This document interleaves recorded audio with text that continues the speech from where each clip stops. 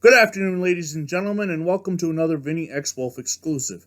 Today we are interviewing another author, this time the author of a football book, The Grass is Always Greener, Brian Gushue. Welcome, Brian.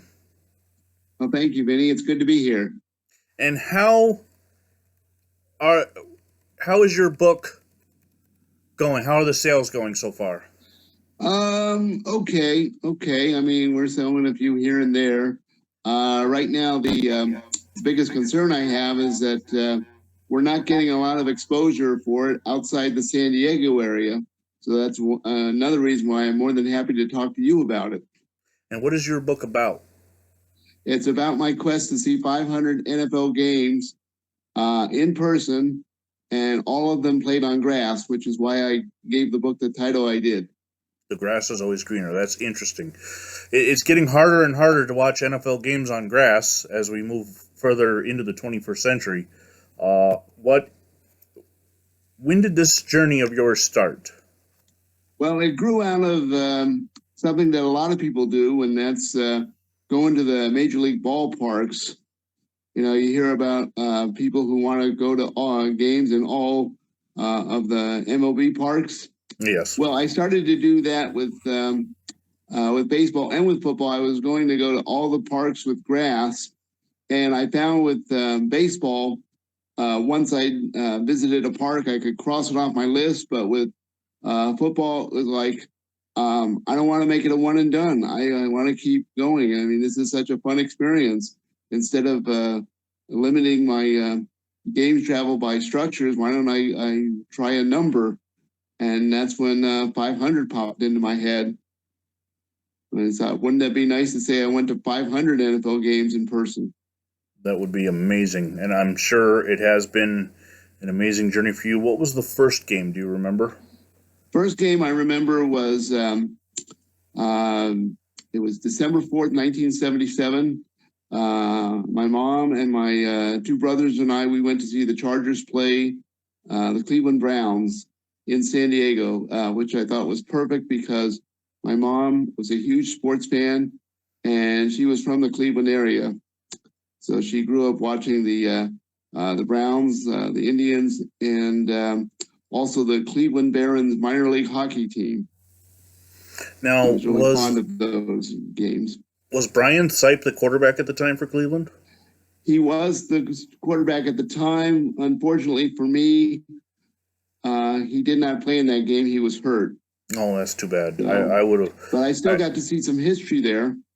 The quarterback who played for the Browns, I believe his name was David Mays. He was the first black quarterback the Browns had. Wow, that's... And if I'm not mistaken, I think he may have been only the fourth African-American to start a game at quarterback in the NFL. Wow. And the Chargers had... a decent day, too, stats-wise, but he was going up against the future Hall of Famer and Dan Fouts. Dan Fouts, yes. The Air Coryell offense, correct? No, this preceded that. That didn't arrive in San Diego until 1978. This was the last days of the Pro Throw era. Tommy Pro Throw. Yes, now for those who are not big-time football fans, Tommy Pro Throw was the coach of the Chargers through the middle part of the 70s. He'd also coached the Rams, I believe, before that. And UCLA. And what are some other games that you've seen that you remember or would like to talk about? Well, one of the earliest ones I'd like to talk about was the only time I ever got to see my idol, Bob Griese, play in person. That was my second game. It was a present from my parents for my 13th birthday. Wow. And where was that game? That was in San Diego, October 15th, 1978. And the script couldn't have been written any better. I'm not sure what the deal was, but Griese came in and after halftime and led the Dolphins to the winning score in the game. I'm not sure why Strock switched quarterbacks. I'm not sure why Don Shula switched quarterbacks at halftime, but Don Strock started the game, but Greasy finished it. Now, how does one become a Bob Greasy fan when you're growing up in San Diego? Well, that has to do with me being in. Well, that has to do with my dad being a graduate of the U.S. Naval Academy. See, he graduated in 1963, just a couple of years, I believe, before Roger Staubach. And while he was at the Naval Academy, he and my mom would attend a lot of Navy games, and of course, Staubach was the star of them. Right. So, and they were both huge fans of his. And my older brother Pat, he became a fan of Roger and the Dallas Cowboys as well. And so, like any younger brother, I went around looking for a QB that I could call my own. Yeah. And that's how I found Bob Greasy. And the same number, too, which was kind of nice. Yeah, and they faced off against each other in Super Bowl VI. Which, fortunately, I am too young to have any first-hand memories of. Well, that would be a good thing. But I do remember their Thanksgiving Day game in 1973. How did that game go? That was the Dolphins coming off their perfect season, and they beat the Cowboys 14-7, I believe. And the big highlight was a 50-yard bomb from Bob Greasy to Paul Warfield. I have my own issues with the Dallas Cowboys. For those who follow the channel know that I grew up sharing a bedroom with a Dallas Cowboy fan, my brother, through the 90s, which meant those 2 Super Bowls. So, yeah, I have an irrational hate toward the Cowboys. 3 Super Bowls, actually. Well, yeah, the 2 against Buffalo, though, were the ones that really hurt. Oh, yeah. Back to back. I was pulling for the Bills in both of those. Well, I appreciate that. Well, since we're on the Bills, have you seen any Buffalo Bills games? I've seen 12. I would like to see a lot more. Good number. Because I have a new goal now that I've hit the 500. My new goal is to see every NFL team play at least 25 games, or 100 quarters, as I like to refer to it. Interesting goal. Sounds cooler. Yeah, that is an interesting goal. And you said before we came on the air, you said that you have specific teams where you have season tickets to, and what teams are those? I have season tickets for the Cardinals, the Raiders, and the 49ers. The 3 closest teams to me in San Diego who play on grass. Now, the Raiders still play on grass even though they're in a dome? Yeah. Mark Davis insisted on that as a prerequisite for the move. Well, that's a good thing, because now that both the Cardinals and Raiders do it, it shows that it can be done, and more NFL teams should go to it. Well, there's a petition on change.org right now, sponsored by Pennington Lawn Care, I believe it is. It's called Flip the Turf. And they're trying to see if they can motivate teams who currently play on turf to switch to a grass surface. Pennington is even offering to pay the bill. So certainly putting their money where their mouth is. Very interesting. That is definitely something that I'll look into and possibly post the link on this interview, as well as the link to where the viewers can order your book. Okay, what are there any NFL historic, NFL lore games that you've been to, games that earned a nickname or should have earned a nickname, playoff games, such like that? Oh, yeah. I was at Brett Favre's game in Oakland shortly after his dad suddenly passed away. A Monday night game in 2003? December 2003. And I even, when I told the Hall of Fame that I had a newspaper, an Oakland Tribune newspaper from that game, I had the sports section, and I sent it to them. Oh, nice. Have you been to the Hall of Fame? Yes, I have. In fact, I went there a couple of times. First time was in 1990 because I promised myself that when Bob Greasy got inducted, I would be there. That's nice. And I bought a jersey of his it was a replica jersey of his in the gift shop there. And when I finally got the chance to meet him, 25 years later, he signed it for me. Nice. That is very nice. Fantastic. It felt like getting a medal pinned on me. He and his son, as to date, are the only father-son duo that both have Super Bowl rings as quarterback. But of course, his son was John Elway's backup when that happened, so it's not technically what you would. It's the reason why Jimmy G holds the record for most Super Bowl rings right now among active QBs. Yes. So what are some of the games now? This NFL schedule hasn't come out yet, but they did announce certain the Hall of Fame game and there will be 5 international games. Looking at the rest of the potential schedule, we know who the Raiders, the 49ers, and the Cardinals will have as home opponents. What are some of the games that you're looking forward to this fall, potentially being able to go to? Well, for me now, everything is a numbers game. If I've already seen a team play 25 times, I'm not going to try to see them play. Okay. So I've got, let's see, I would very much like to see the Patriots play the Raiders in Las Vegas. And I'm looking forward to, if Tom Brady was still with the Buccaneers, I'd be very excited about their games in Santa Clara and Glendale.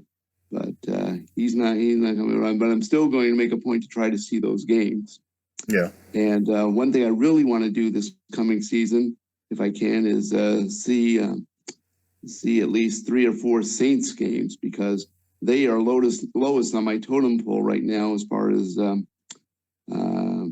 lowest on my list, I should say, as far as team I've seen the fewest times. I've only seen the Saints 11 times. Oh, so the Saints. What are the other lower teams? You mentioned the Bills 12 times, the Saints 11. Right.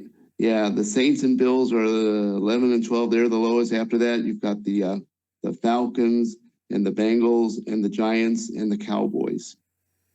Well, Falcons the Falcons are my favorite NFC team.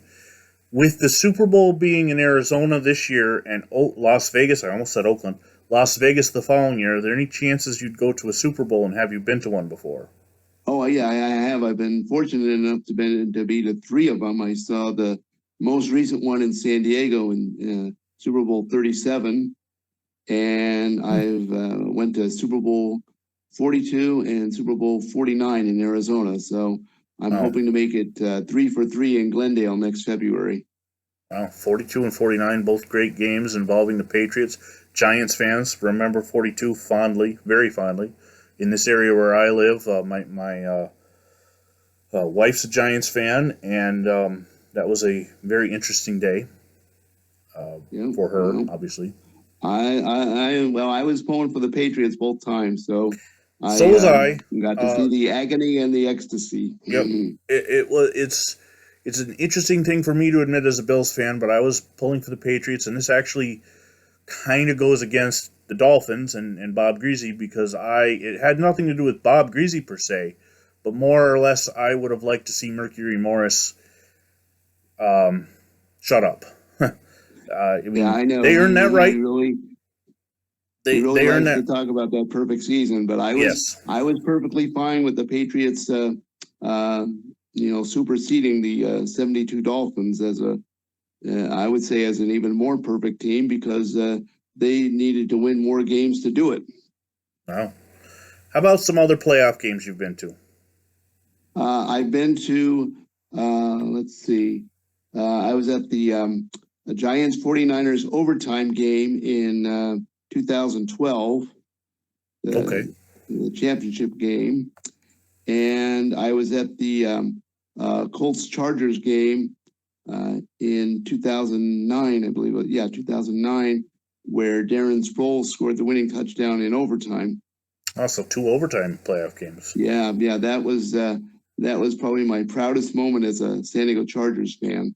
I I became can a bet. Chargers fan after Dan Marino retired. I can bet. How did the NFL? How did that feel when San Diego left, or when the Chargers left San Diego? I was very disappointed in that, and I'm hoping that the NFL will come back to San Diego someday. And I think I there's a good chance it will because it's been an awfully long time since an NFL team, or I should say, since the NFL didn't give a city a second chance at having an NFL franchise. I think yes, you and have to it's go all the way back to Portsmouth, Ohio, the which is Portsmouth Spartans, yeah, who yeah, currently known as the Detroit Lions. who left Ohio to go to Detroit and become the Lions. Yep. What are some things you would like to Um, see change in the NFL? Well, things I would like to see changed. I would like for receivers to need only 1 foot in bounds for catches. I think that's tough enough. I think asking 2 feet is, just they perfect 1 foot in high school and college. Why should Mm-hmm. we ask more of them in the NFL? Yeah, That they alone actually is tough enough. only need one knee. So yeah, in one aspect, you could say if you only need one knee, how come you need 2 feet? Yeah, that's a great way of looking at it. Yeah, that's a really good point. Another thing I would do is I would um, I would not have if there was an incomplete pass. I would not stop the clock until the next snap of the ball. I would stop the clock until um, the ball was marked for play, just like they do with a running play. Mm-hmm. I would only do a full stoppage when it was the last 2 minutes of the half. That would definitely speed up the game. It And would, it would. would you And say another give? thing and this is pretty radical, but I would suggest that the NFL consider going to 12-minute quarters. I mean, if Why is that? MLB can have 7 inning games, why can't the NFL have 12-minute quarters? No, that's an interesting idea. Have you heard of the proposal the Indianapolis Colts have made about changing the overtime rule, and what are your thoughts on that? Well, what exactly have they proposed? They proposed basically equal opportunity. That, for instance, in the Bills and Chiefs playoff game, after the Chiefs scored a touchdown, the Bills would get a chance to match it. But if they didn't match it, then the game is over. I would be perfectly fine with that. I I think used to that's a really be good idea.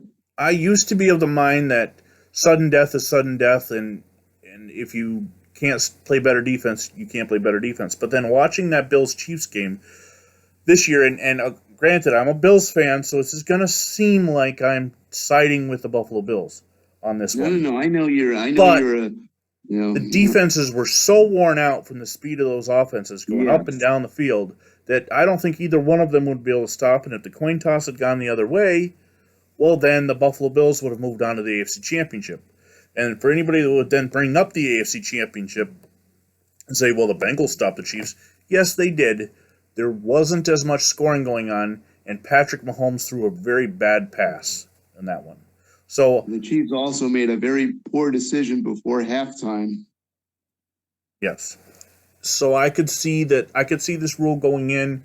It's not true sudden death, but the NFL is the only league that plays true sudden death, well, used to, overtime anyway. Basketball, baseball, hockey all have a normal inning or quarter or period for hockey.